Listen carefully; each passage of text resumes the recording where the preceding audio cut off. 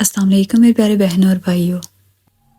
बनी इसराइल में अल्लाह ताला ने जितने भी अंबिया भेजे उन सब ने हज़रत ईसा अलैहिस्सलाम के आने की खबर मसीहा कह कर दी। मगर जब हज़रत ईसा अलैहिस्सलाम की पैदाइश हुई और आपने लोगों को हक की दावत दी तो यहूदियों ने आपको अल्लाह का नबी मानने से इनकार कर दिया और आपको सूली पर लटकाना चाहा। मगर अल्लाह ताला ने आपको जिंदा आसमान पर उठा लिया। हज़रत ईसा अलैहिस्सलाम के इस दुनिया से चले जाने के बाद यहूदी दोबारा उसी मसीहा का इंतजार करने लगे जो कि नबी आखिरुज़्ज़मान हज़रत मोहम्मद मुस्तफ़ा सल्लल्लाहु अलैहि वसल्लम थे। ये तमाम बातें यहूदियों की इन तारीखी किताबों के अंदर मौजूद हैं, क्योंकि बाइबल में भी ये बात मौजूद है कि हज़रत ईसा अलैहिस्सलाम ने ये बिशारत दी थी कि एक और पैगंबर आने वाले हैं जिनका नाम अहमद होगा और वो नबी आखिरुज़्ज़मान होंगे, यानी नबूवत को ख़त्म करने वाले आखिरी मसीहा। इन बातों को यहूदियों की तरह ईसाई पादरियों ने भी वक्त गुजरने के साथ साथ अपने फ़ायदे के लिए बदल डाला और इन बातों को अपनी किताबों से निकाल दिया।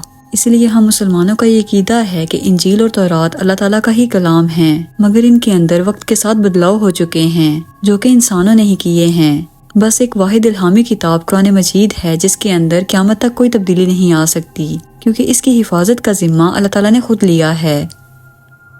दोस्तों, 1947 के अंदर फ़लस्तीन जिस पर इसराइल का कब्जा हो चुका है, इसमें मौजूद कुमरान केव्स में खुदाई के दौरान ये मिट्टी के बर्तन दरियाफ्त हुए जिन्हें डेड सी स्क्रोल्स का नाम दिया गया। जिन लोगों को ये असल नुस्खे मिले उन्होंने इन्हें चंद अर्मीनियन तिजारती लोगों को अच्छे खासे पैसों के लालच में फ़रोख्त कर दिया। इन लोगों ने मजीद उन्हें आगे चंद ऑर्थोडॉक्स पादरियों को फ़रोख्त कर दिया। यूं ये सिलसिला चलता रहा हत्ता कि इन्हें कैथोलिक चर्च को फ़रोख्त कर दिया गया, जहाँ से यहूदियों के हाथ चली गईं।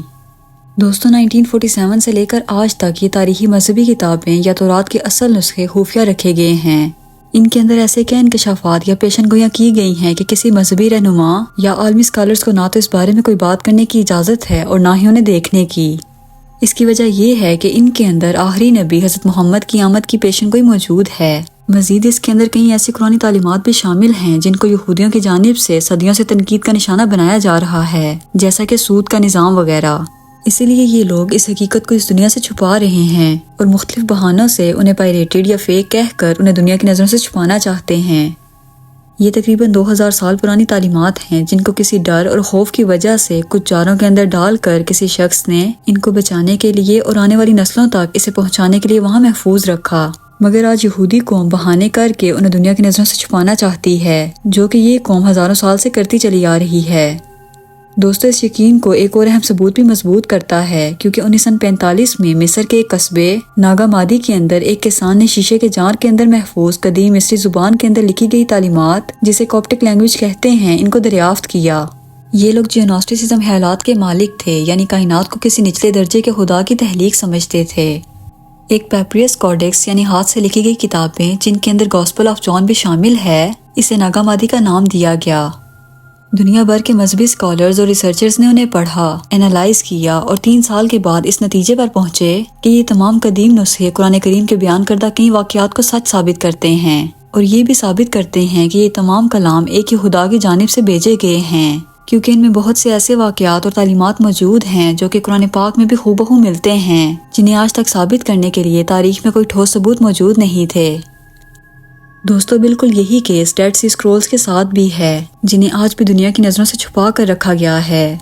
अगर आज इन्हें पढ़ने और इनका डीप एनालिसिस करने की इजाज़त मजहबी स्कॉलर्स को मिल जाए तो ये सच दुनिया के सामने आ जाएगा जिसे वो छुपा रहे हैं। मगर यहूदी ऐसा कैसे होने दे सकते हैं, क्योंकि हक और सच की तालीमात और इनकी बदअमालियाँ जो दुनिया की नज़रों से छुपी हुई हैं वो खुलकर सामने आ जाएंगी और सबसे बढ़कर उन्हें रसूलुल्लाह की बबरकत ज़ात पर ईमान लाकर मुसलमान होना पड़ेगा, जो कि ये लोग कभी ना करें, क्योंकि इनके रिलीजन के लिए ये डू और डाई का मामला है। लेकिन दोस्तों, सच को जितना भी छुपाया जाए, चाहे वो हजारों पर्दों में ही क्यों ना हो, वो खुलकर सामने आ ही जाता है। दोस्तों, मुझे उम्मीद है आज की वीडियो आपको काफ़ी इन्फॉर्मेटिव लगी होगी। अगर आपको वीडियो पसंद आई हो तो इसे अपने दोस्तों के साथ ज़रूर शेयर कीजिएगा और मेरे चैनल को सब्सक्राइब कीजिएगा। मिलते हैं अगली वीडियो में। अल्लाह हाफिज़।